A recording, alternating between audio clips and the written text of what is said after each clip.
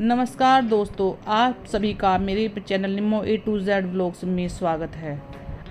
आज का व्लॉग बहुत ही खास होने वाला है क्योंकि मैं आपको लेकर चल रही हूँ एक बहुत ही पवित्र और आध्यात्मिक यात्रा पर, श्रीमद्भागवत कथा। दोस्तों, आज हम देखेंगे कि भागवत कथा की शुरुआत कैसे हुई, कलश यात्रा का क्या महत्व है, कथा के दौरान क्या होता है और अंत में कैसे इसका समापन किया जाता है। तो वीडियो को पूरा ज़रूर देखें। दोस्तों, वीडियो शुरू करने से पहले आप सबसे मेरी रिक्वेस्ट है कि जिसने मेरे चैनल को लाइक नहीं किया, लाइक करें, शेयर करें, कमेंट करें और नोटिफिकेशन का बटन दबाकर सेलेक्ट ऑल करें ताकि मेरी आने वाली हर वीडियो की नोटिफिकेशन आप तक पहुंच जाए। दोस्तों, कलश यात्रा भागवत कथा की शुरुआत का सबसे पहला और महत्वपूर्ण भाग होता है। इसमें महिलाएं अपने सिर पर कलश रखकर भक्ति भाव से भगवान का नाम लेते हुए यात्रा निकालती हैं। पूरा माहौल भक्तिमय हो जाता है, ढोल नगाड़े बजते हैं, भजन गाए जाते हैं और हर तरफ राधे राधे जय श्री कृष्ण की गूंज होती है। यह एक यात्रा नहीं होती है, यह एक श्रद्धा और आस्था की झलक होती है। कलश को हिंदू धर्म में बहुत ही पवित्र माना जाता है और सुख, समृद्धि, शुद्धता और सकारात्मक ऊर्जा का प्रतीक माना जाता है। कलश के अंदर जो जल भरा होता है वह जीवन का प्रतीक होता है। ऊपर रखा नारियल भगवान का स्वरूप माना जाता है और आम के पत्ते हरियाली और खुशहाली का प्रतीक होते हैं। इसलिए जब महिलाएं कलश लेकर चलती हैं तो ऐसा माना जाता है कि वे अपने साथ भगवान का आशीर्वाद लेकर चल रही हैं। कलश यात्रा में महिलाओं की भूमिका सबसे महत्वपूर्ण होती है। वे पूरे श्रद्धा और साज सज्जा के साथ सिर पर रखकर कलश चलती हैं। उनके चेहरे पर जो खुशी और भक्ति होती है वह देखने लायक होती है। दोस्तों, कलश को हिंदू धर्म में बहुत ही पवित्र माना जाता है।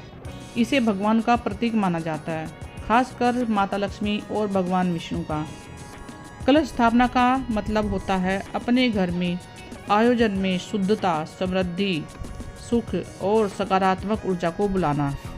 इसलिए किसी भी शुभ कार्य की शुरुआत कलश स्थापना से की जाती है। यह हमें यह भी सिखाती है कि भारतीय संस्कृति में महिलाओं को धर्म और परंपरा का आधार माना जाता है। कलश यात्रा के दौरान भजन कीर्तन भी होते हैं, ढोल नगाड़ों की आवाज़ आती है, भजन की मधुर धुन और भक्तों की भीड़, यह सब मिलकर एक अच्छा माहौल बनाते हैं और दिल को छू जाता है। कई लोग तो भक्ति में झूमकर नाचने भी लगते हैं और यह बहुत ही खास और यादगार होता है। कलश यात्रा के बाद आता है कलश स्थापना का समय। यहाँ पर पंडित जी विधि विधान से पूजा करते हैं और कलश को स्थापित करते हैं। कलश को भगवान का प्रतीक माना जाता है। इस दौरान मंत्रोच्चारण होता है, दीप जलाया जाता है और भगवान के आशीर्वाद दिया जाता है। यहीं से कथा का शुभारंभ होता है। कई जगह महिलाएं गंगा जल या पवित्र जल लेने जाती हैं ताकि उस जल को कलश से भरकर वापस लाया जा सके। अगर नदी या तालाब पास में नहीं है तो मंदिर जाकर भगवान के दर्शन किए जाते हैं और वहीं पूजा की जाती है।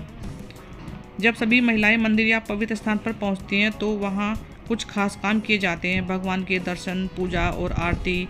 कलश को भगवान के सामने रख दिया जाता है, जल भरा जाता है अगर वह खाली है तो। इस समय सभी लोग भगवान से आशीर्वाद मांगते हैं कि कथा संपूर्णतापूर्वक पूरी हो जाए। फिर शुरू होती है वापसी यात्रा। अब शुरू होती है श्रीमद्भागवत कथा, जिसमें भगवान श्री कृष्ण के जीवन के बारे में बताया गया है। कथा में हमें सिखाया जाता है कि जीवन में धर्म का पालन कैसे करें, अच्छे कर्म क्यों करने चाहिए और भगवान के प्रति भक्ति कैसे रखें। आखिरी दिन पंडित जी या महाराज जी कथा का समापन करते हैं। इससे भगवान श्री कृष्ण की महिमा, भक्ति का महत्व और जीवन में कुछ सीख बताए जाते हैं। यही वह समय होता है जब लोग सबसे ज़्यादा भावुक होते हैं क्योंकि कई दिनों से चल रही थी यह कथा खत्म होने वाली होती है। समापन के दिन यज्ञ या हवन किया जाता है, अग्नि जलाई जाती है, मंत्रों के साथ आहुति दी जाती है। सब लोग स्वाहा बोलते हैं। इसका मतलब होता है अपनी नकारात्मक को जलाकर जीवन में सकारात्मक लाना। हवन के अंत में पूर्ण आहुति दी जाती है। यह संकेत होता है कि पूजा सफलतापूर्वक पूर्ण हो गई है। इस समय सब लोग हाथ जोड़कर भगवान से आशीर्वाद लेते हैं। आरती के बाद सभी को प्रसाद दिया जाता है, जैसे हलवा, पूड़ी, पंचामृत। प्रसाद का मतलब होता है भगवान का आशीर्वाद, जिसे सभी श्रद्धा से ग्रहण करते हैं। भागवत कथा की शुरुआत होती है सृष्टि की रचना से। बताया जाता है कि कैसे भगवान ने इस संसार को बनाया, कैसे ब्रह्मा जी का जन्म हुआ और कैसे जीवन की शुरुआत हुई। जो महाराज जी कथा सुनाते हैं उनका सम्मान किया जाता है, फूल माला पहनाई जाती है, शॉल या दक्षिणा दी जाती है। यह आभार व्यक्त करने का तरीका होता है। कई जगहों पर समापन के दिन भजन, कीर्तन और डांस भी होता है। लोग खुशी से झूमते हैं और भगवान का आशीर्वाद लेते हैं। इसके बाद आती है एक बहुत ही प्रेरणादायक कहानी ध्रुव की। ध्रुव एक छोटे से बालक थे जिन्होंने भगवान को पाने के लिए कठोर तपस्या की थी। उनकी भक्ति से प्रसन्न होकर भगवान ने उन्हें आशीर्वाद दिया था और आकाश में ध्रुव तारा बना दिया था। तीसरी कहानी आती है प्रहलाद की कहानी। प्रहलाद भगवान विष्णु के बड़े अच्छे भक्त थे, लेकिन उनके पिता हिरण्यकश्यप भगवान के विरोधी थे। फिर भी प्रहलाद ने अपनी भक्ति नहीं छोड़ी। अंत में भगवान नरसिंह रूप में आए और प्रहलाद की रक्षा की। इस कहानी से हमें यही शिक्षा मिलती है कि सच्ची भक्ति में हमेशा शक्ति होती है। भागवत कथा में अगली कहानी राजा अम्बरीश की कहानी भी सुनाई जाती है। वे बहुत बड़े भक्त थे और हमेशा भगवान का ध्यान करते थे। एक बार उन्होंने व्रत रखा था और भगवान ने उनकी रक्षा की थी। यह कहानी हमें सिखाती है कि नियम और भक्ति का पालन करना बहुत ज़रूरी होता है। छठे दिन भगवान कृष्ण का जन्म होता है। जब भगवान कृष्ण का जन्म होता तो वह बहुत ही खास है। भगवान कृष्ण का जन्म मथुरा में हुआ था और उन्हें बचपन में गोकुल ले जाया गया था। यह कहानी बहुत ही आनंद और उत्साह से सुनाई जाती है। महाराज जी इतने सुंदर तरीके से कथा सुनाते हैं कि हर कोई उसमें खो जाता है। कई बार तो ऐसा लगता है जैसे हम खुद उस समय में पहुंच गए हों। दोस्तों, कथा के बीच बीच में भजन और कीर्तन भी होते हैं, जहाँ पर सभी लोग भगवान के नाम पर झूमते हैं और नाचते हैं। यह सिर्फ एक कार्यक्रम नहीं होता, बल्कि यह भक्ति का उत्सव होता है। जब भजन बजता है राधे राधे या श्याम नाम की धुन, तो हर कोई अपने आप में नाचने लगता है। यह पल सबसे ज़्यादा खुशी देने वाला होता है। 7वें दिन कृष्ण की बाल लीलाएं। भगवान कृष्ण की बाल लीलाएं बहुत ही प्यारी होती हैं। माखन चोरी, कालिया नाग का वध, गोपियों के साथ मस्ती। इन कहानियों को सुनकर हर कोई खुश हो जाता है।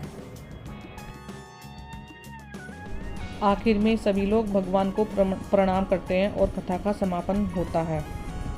यह पल थोड़ा भावुक भी होता है, क्योंकि इतने दिनों तक भक्ति यात्रा खत्म हो जाती है। भागवत कथा का आखिरी दिन हमें सिखाता है कि भक्ति सिर्फ कुछ दिनों की नहीं, बल्कि पूरे जीवन की होनी चाहिए। जब कृष्ण जी अपनी माधुरी बंसी बजाते थे तो उनकी आवाज़ इतनी प्यारी होती थी कि कोई मंत्रमुग्ध हो जाता था।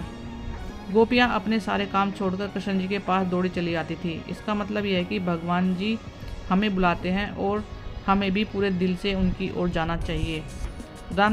रासलीला का दृश्य बहुत ही सुंदर होता है। रात का समय, चांदनी रात, और बीच में श्री कृष्ण, चारों ओर गोपियाँ नाच रही होती हैं और भगवान कृष्ण हर गोपी के साथ मौजूद होते हैं। कहा जाता है कि जब श्री कृष्ण भगवान जी बांसुरी बजाते थे तो वृंदावन की गोपियाँ सब कुछ छोड़कर उनके पास चली आया करती थी।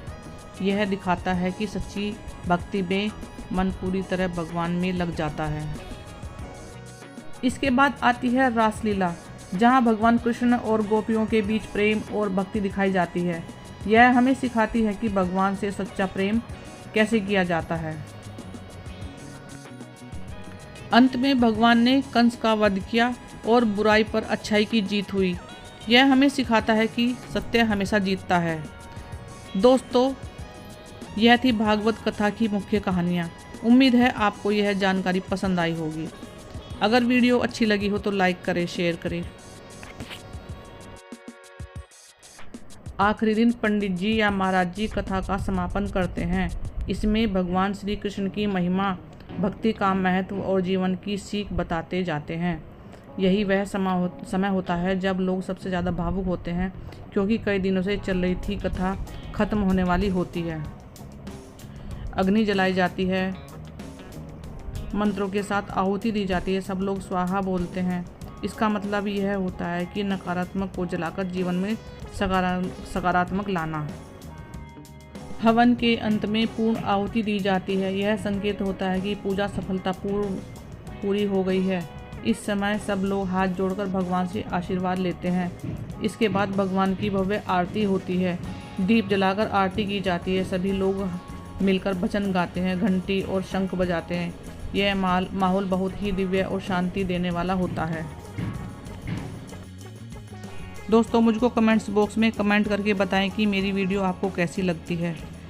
और जिसने मेरे चैनल को सब्सक्राइब नहीं किया, सब्सक्राइब करें, लाइक करें, शेयर करें, कमेंट करें और नोटिफिकेशन का बटन दबाकर सेलेक्ट ऑल करें, ताकि मेरी आने वाली हर वीडियो आप तक पहुंच जाए। तो मिलते हैं मेरी नेक्स्ट वीडियो में। Tata, bye bye, take care, thank you for watching.